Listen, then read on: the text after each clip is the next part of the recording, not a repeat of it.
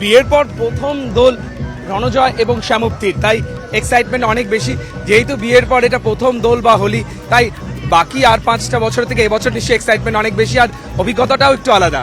অভিজ্ঞতা অবশ্যই আলাদা, সেটা অনুভূতিটাও স্পেশাল। হ্যাঁ অবশ্যই। তবে আমরা দুজনেই খুবই ওয়েট করে আছি। বিয়ের পর থেকে মধ্যমগ্রামে যাওয়া হয়নি, আজকে প্রথমবার মধ্যমগ্রামে যাব, মানে আমার নিজের বাড়িতে যাব আর কি। ওর বাড়ি যেহেতু কাছে, তাও মাঝে মাঝে আমাদের আসা হয়, কিন্তু বিয়ের পরে দোলের দিন ওর বাড়িতে যাওয়া, সেটার একটা অন্যরকম এক্সাইটমেন্ট আছে। So we are very much looking forward যে বাড়ি গেলে কি হয়। মানে দোল উৎসবে একেবারে অফিসিয়াল শ্বশুর বাড়িতে শ্যামপ্তি যাচ্ছে। ইয়েস, একদমই তাই। আর ও বোধহয় এর আগে দোলে খুব একটা মধ্যমগ্রামে তোমার যাওয়া হয়। আমি তো বাড়িতেই থাকি, নইলে বন্ধু বান্ধবের সঙ্গে দেখা হলে একটু আবির টাবির খেলে, এন্ড দ্যাটস ইট। খুবই দুজনে বাড়িতে থাকতে পছন্দ করি। মানে দোল যেমন অনেকে নিজেদের পরিবারের সঙ্গে একটু বাড়িতে, কারো হাউস পার্টি হয়, কেউ একটু বন্ধু বান্ধবদের সঙ্গে, কেউ তোমরা হয়তো টলিউডের ফিল্ম ইন্ডাস্ট্রির বন্ধু বান্ধবদের সঙ্গে সেলিব্রেট করো। তোমাদের মানে দোলটা ঠিক কিভাবে সেলিব্রেট করে এসেছো এতদিন? আমার কাছে মোস্টলি যেটা হয় সেটা হচ্ছে যে হয়তো সবাই এক জায়গায় কোথাও দেখা করে হয়তো আবির দিয়ে একটুখানি একে অপরকে রাঙিয়ে দেওয়া হলো, আর তারপরে আমরা গত বছরও তাই করেছি। আমি, ও, আমার কিছু বন্ধু বান্ধব, আমরা গাড়ি নিয়ে একটু বেরিয়ে দেখি কে কোথায়, কলকাতায় কোথায় কে কি করছে, নর্মাল লোকজন।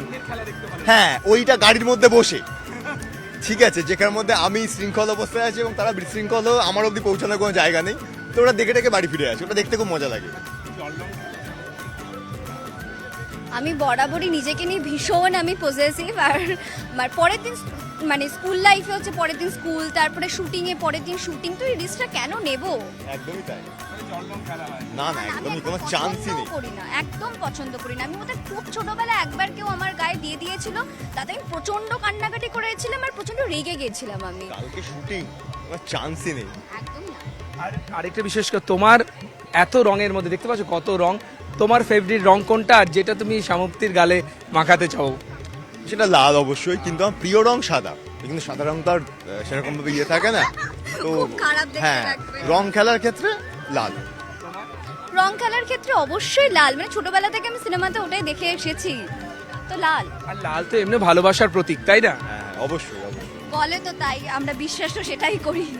আমারও মনে হয় যে বিশ্বাস এটাই, যে রং খেলা বা দোল এমন একটা উৎসব যেটা সব মানুষকে কোথাও যেন সব ভেদাভেদ ভুলে এক ছাতার নিচে নিয়ে আসে, তাই না? হ্যাঁ, সে মানে রং খেলা যখন শুরু হয়েছিল তো মিলন উৎসব হিসেবেই ছিল, যে সব রঙে সবাই মিশে গেল, সমস্ত জাত পাত নির্বিশেষে সবকিছু এক হয়ে গেল, যেটা দিয়ে মানুষ প্রথম তৈরি করা শুরু করেছিল।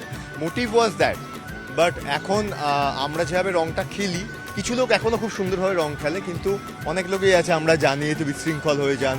বিশেষ করে এই বছর এবং গত বছর বৃন্দাবনের কিছু ফুটেজ আমরা দেখেছি, রাস্তাঘাটে আমরা দেখেছি। কলকাতা শহরে আমি বলবো সত্যি কথা বলতে, কলকাতা, হ্যাঁ, কিন্তু আমি বলছি যে চরম বিশৃঙ্খলা যেটা হয় সেটা কিন্তু যেরকম অন্য কলকাতায় হয় না, সেটার দিক থেকে আমরা লাকি। ম্যাক্সিমাম মানুষজনেরা খুবই সুন্দরভাবে সেলিব্রেট করে।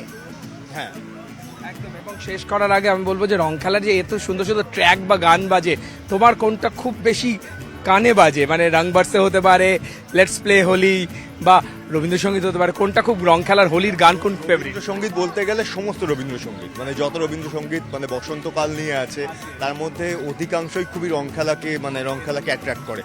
এটা ছাড়া বলতে গেলে ওয়াক সিনেমার একটা গান ছিল, না আমি গান করে ভালো গাই না, সেটা হচ্ছে আমার গানটা এক্স্যাক্টলি মনে নেই, কিন্তু লেটস প্লে হোলি বলে একটা গান ছিল, এটা অক্ষয় কুমার, অমিতাভ বচ্চন ছিলেন না, প্রিয়াঙ্কা।